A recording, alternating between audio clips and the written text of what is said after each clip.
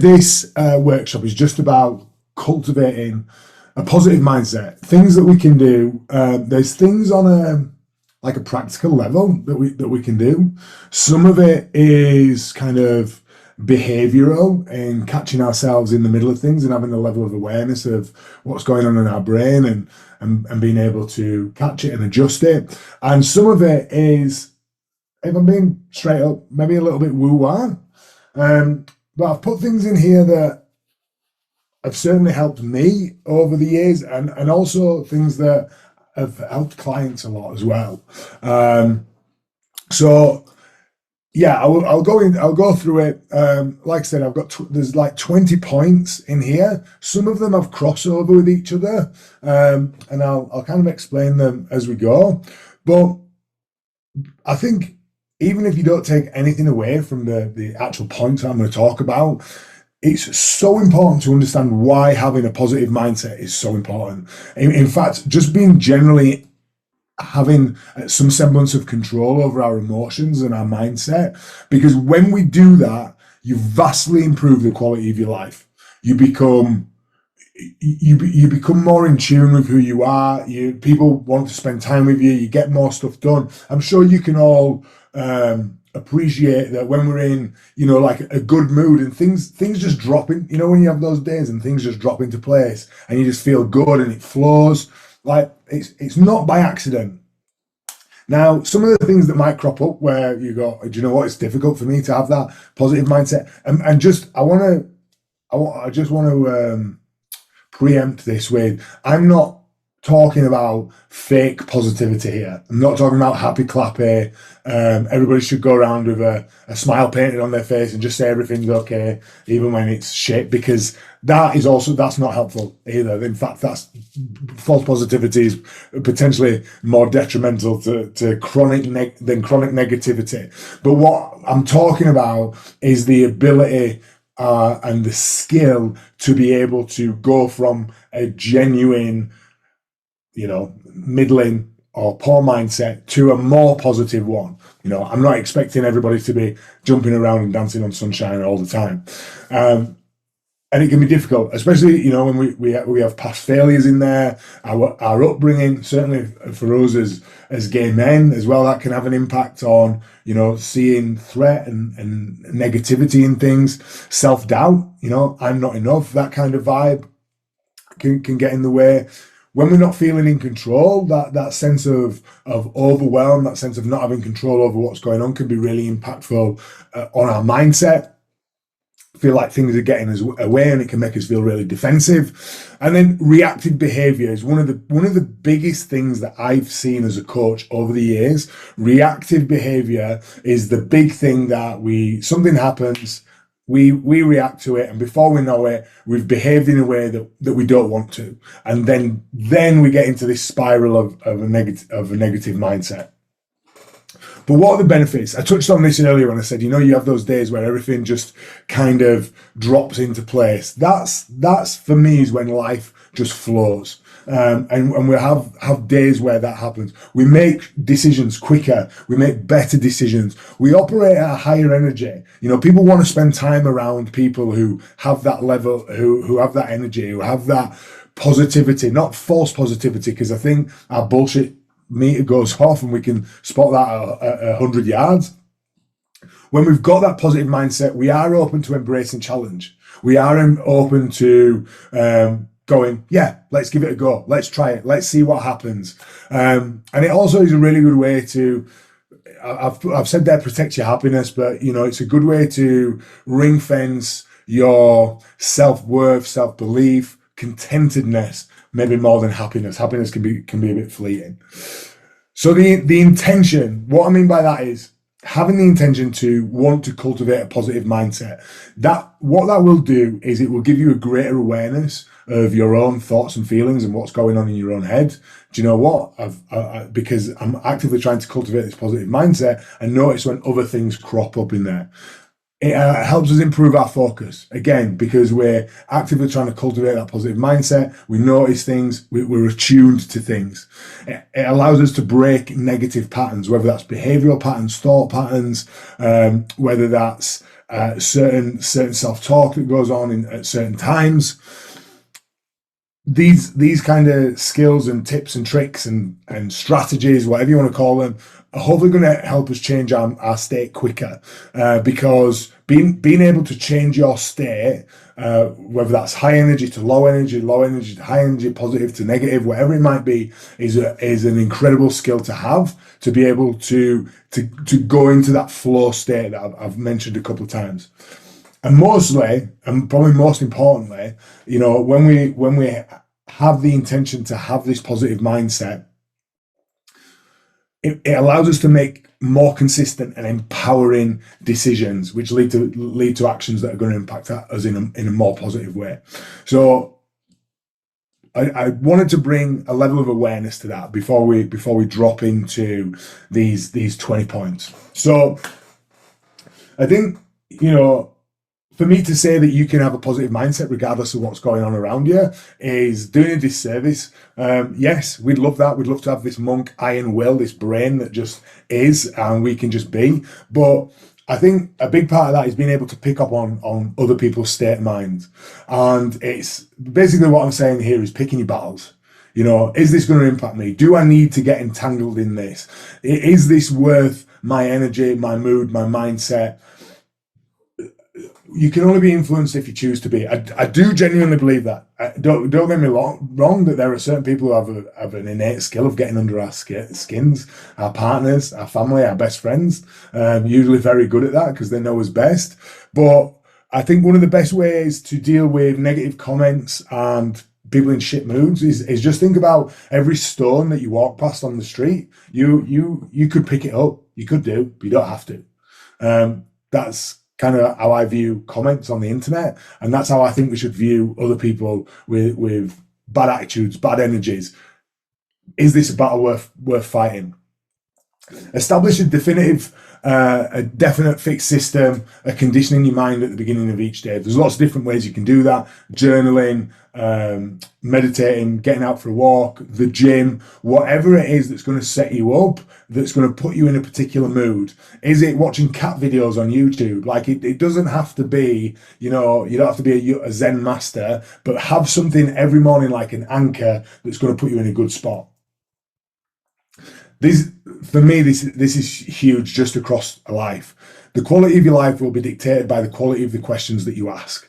If you're always asking shitty questions like, why is my life so shit? Why does bad stuff always happen to me? You're going to cultivate a negative mindset. Whereas if you're saying, how can I get better? How can I make sure this doesn't happen again? Asking higher quality questions of yourself, but also of the people that you're around as well. I think the level of the conversation that we have with our peers is massive. That's why we have the group and why we have these sessions and things like that. So questions is definitely a really simple way, an effective way to help your mindset. This has been a big one for me, certainly over the last year, with more with the business side of things. Adopt a habit of laughing or exercise every time you're irritated or angry, because it changes the chemistry of your brain. So when I say exercise, I don't mean every time someone pisses you off you have to go to the gym. It might be just getting up and going for a walk. It might be moving around, rather than just sitting and stewing in it. Something I did with my mentor is I've just started laughing whenever I get something, someone tells me something's just gone wrong. I've just conditioned myself to start laughing, and it just kind of melts away the tension. Keegan, the trainer, the app's gone down. Typical, yeah, of course it has. Keegan, everybody's dropped out at the live event. Of course they have. They would do, wouldn't they? And it just diffuses it a lot. And even if it's a bit of a fake thing at first, it's kind of become, because I've kind of conditioned myself to do it. It really has just taken. It just takes the edge off, rather than you're meeting something with resistance straight away. It's just, I spoke about this on the Momentum Monday the other day. When we accept often the issue with things is not the issue itself, it's our resistance to it. So if we can just kind of accept it, and laughing is just a way of doing that, or just getting up and moving around, exercise, running, gym session, whatever it might be, that's something as well. Because again, it's just playing with what we've already got, changing the chemistry in our brains. Starting each day, there's a couple of things in here on gratitude, to be honest with you.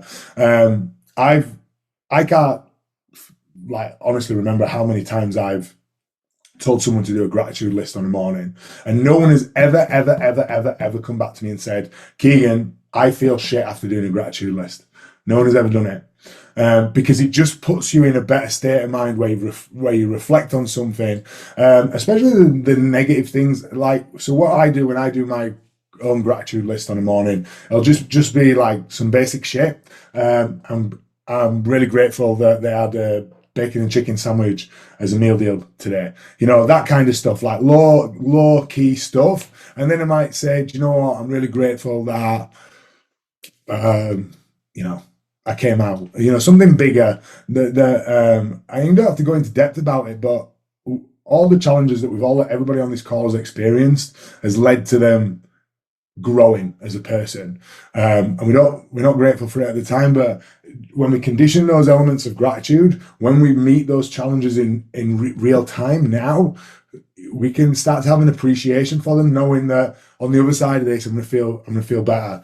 You know, I've kind of gone through that with the guys this this month with all the software stuff that we've got going on. I'm like, on the other side of this, guys, we're all gonna be better for it. So just expressing gratitude for that. The smaller things, but also the bigger things as well. Learn to concentrate your attentions on the can-do portion of problems. There's always something you can do right now. And if there's not something that you can do right now, if there's not something that you can fix, it's not a problem. It might be a fact, or it might be a law of like nature, like gravity or something like that. You know, if I put my pen up here and I drop it, it's going to fall. There's nothing I can do about that. That's a law. But more stuff is there's something that we can do, and sometimes that something is not pay attention to it right now, because it's not. There's nothing we can do about it right now. But always focus on what can I do right now? What can I do? Again, it gives you that control. Control is a big part of a positive mindset. Learn to use unpleasant circumstances as a cue to action. So something that sets you off, something that triggers you, whatever, you know, if we want to use that word, something that pisses you off, something that's not gone well, right? It's a cue to action that I'm going to do something, which means that I need a positive mindset. Might be call a friend, might be go spend time with your dog. You don't want to be mad at your dog, right? You know, just something. Again, we're just looking to change that brain chemistry. Something bad's happened. I'm gonna do something that requires a positive mindset. Again, it's similar to the one before, but it's just conditioning your brain to get out of that. What we don't want to do is stay in that negative mindset for a long time. Recognize that circumstances that influence your life have helped you grow and win and learn. It's similar to the one about, I suppose this comes off the back of the one that I mentioned about gratitude towards those challenges that we've had in our life. Strength is built from struggle. 100%, our biggest lessons are our biggest teachers. And I think again, I said right at the beginning, something about cultivating a positive mindset is that awareness. And when we're going through a challenge, there's a big difference between going through a challenge and going, this is the worst thing that's ever happened to me. I can't believe this is going on. I don't know how I'm going to get through this. Versus going through a challenge and saying, this is difficult. This is tough. This is really challenging. But I know that on the other side of it, I'm gonna grow as a person, and I'm gonna feel better, and it's gonna be worth it. Two very different ways of going through the same situation, and one is going to be a lot easier than the other. Look at life as a continuous process. a continuous process of education. There's going to be good times and there's going to be bad times. There's an old, I think it's a Japanese proverb. I was going to say a Chinese proverb. It's an Eastern Asian proverb. And it talks about, it's basically this farmer, and something good happens to him, and then something bad happens to him, and then something good happens. So every time, so when something good happens to him, his son falls off a horse, and all the neighbours are saying, that's really bad, isn't it? That's really bad news that your son fell off his horse and broke his leg. And he goes, maybe, who knows? And then the next day, the guys turn up to conscript his son into the army. He's broken his leg, so they can't take him. All the neighbours go, that's really good, isn't it? That's great news. And he goes, maybe. And he just, rather than getting attached, that's what this is talking about. It's about not being attached too much to the good things and too much to the bad. Yeah, acknowledge them and accept them. This is a good thing. It's nice that it's happened. But if you cling to it, as soon as it disappears, then you've got this conditional positive mindset, and we want to get away from that conditional one as much as possible and just, acknowledge and accept things, but don't get too attached to things. We want to, life is ups and downs, but we don't want it to be massive peaks and troughs, just little ups and downs.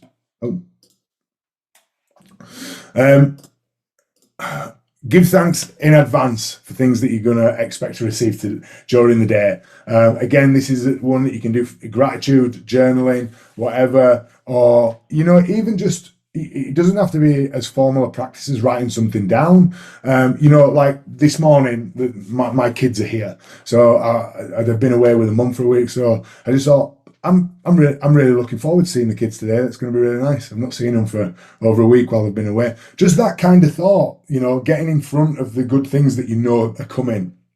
Again, it's going to start cultivating that positive mindset. Gratitude, again, beginning of the day, end of the day, however you want to do it. Again, it doesn't have to be a written thing. You can do it while you're brushing your teeth. While you're brushing your teeth, try and think of 5 things that you're grateful for. But the main thing that this point is talking about is that we are in control. And I can't express how important it is in taking control of our own lives and making change. There's so many people, even people on this call, who came in and, felt hopeless, that they weren't in control, that they couldn't make changes to their lives. And as soon as you realize that you are the architect of your own life, you are the architect of your own happiness, your own mindset, things start to get a lot better. That's what this one is about. I'm in control. I'm in control. Comment on people in and around you. Pay compliments. Say nice things. Your shoes are amazing. Your hair looks great. You're looking really healthy. You smell great. You look great. Little things like that. You've done a really good job there. Thank you for doing that. Really appreciate it. I'm really grateful that you've done that for me. Things like that, it comes back to you. And there's honestly, saying that kind of shit might seem really small and innocuous. Negative Nellies aren't saying that, are they? Yeah, it's positive people who are saying that kind of stuff. Go out of your way to do it. And if it makes you feel uncomfortable to do it, all the more reason for you to do it. Lean into the discomfort. I sometimes walk up to people who I don't know, and I will say, excuse me, I just wanted to say, I really love your shoes. Things like that. You'll feel great for it. It goes a long way. Accept all criticism of you as an occasion for self-examination to determine how much is justified. People are always going to say things about you. You shouldn't do that. You can't say that. You did a shit job. You da-da-da-da-da. When it comes, welcome it, to be able to go, okay, I'm going to have a look at this criticism. I'm not going to take it all on board, but I'm going to look at it and see how much of it is warranted. And some of it might be, and some of it won't be. There's nothing better for your self-esteem than for you to say, I hear your criticism, and you don't have to say this to someone. This is just for you to say in your own head. I hear your criticism, and I don't accept it. I think I was in the right. I'm all right. I'm okay with that. Also, there'll be times where you go, do you know what? that part was right. I could have done that better. I could have done that differently. But this bit, I'm all right with it. Just use it as an opportunity to self-examine. Again, it comes back to that point that I said at the beginning about fostering this sense of awareness. Do not accept from life, from anybody, things that you don't want in your life. Like, don't take on shit that you don't want to do. Say no to things. Say no to things. Don't take other people's bullshit. Don't take on people that you don't want in your life. That is your choice. That is a surefire way to cultivate a positive mindset. Again, just remember, there are things you can worry about, things that you can control, and you can worry about things that you can do nothing about. The things that you can do nothing about, park those as much as possible, and see if there's something that you can do on another kind of level. But always, a really good way to cultivate that mindset is when you've got a list of, and we do it all the time, don't we? We create these lists of things that I've got to do this and I've got to do this and I'm worried about that and I'm worried about that. I did it on the Momentum Monday the other week when we talked about overwhelm. Going through that list and just putting a C and an XC next to it, can control, can't control. It's amazing how much you can alleviate your sense of worry. So just be mindful of that. Is this worry something that that is in my power to control? Keep your mind primarily engaged in thinking of what you want in your life. What are you working towards? What are your goals? What are your purposes? Don't waste time too much thinking on stuff that you don't want, because it's easy to get caught up in, especially when you get FOMO. Sometimes I go through this and I go, I want to be, I used to do this with travel a lot. I want to be off traveling around the world all the time. And then I did it for a little bit and I was like, I actually don't like this. I don't want to do it. So why am I wasting my time thinking about it? I actually don't want this. So just, again, having an awareness of what are the things that I want and focusing on those. Alexa's talking to herself here. Alexa, stop. If you ever feel sorry for yourself, look around. This is not me saying just look around. There's always somebody worse off. Go help somebody. When you feel crap, when you feel sorry for yourself, go help somebody. Whether that is, and you guys have got a great resource to be able to do that in the group. Seeing that someone's got a challenge going on and going, do you know what, I'm going to go help that person. It's not a thing of pity. It's a thing of, when you give, you feel good. Like whoever you help, when you give, you feel good. Especially when you can give something that somebody else can't give. No one else can give your time. No one else can give your experience. No one else can give your wisdom in that situation. So, I know some people can't give money as much as other people, but there's something very valuable about giving your time, giving your experience. Because what we do for other people comes back. Like, what goes around comes around. I 100% believe that. Borrow a trait from the great. If there are people who you want to emulate, people who you want to model yourself on, and I think that that's a great thing to do. Find a trait that you like in that person, and take a look at them and see what they're doing, see how they're doing. Success leaves clues. It's really important to remember, success leaves clues.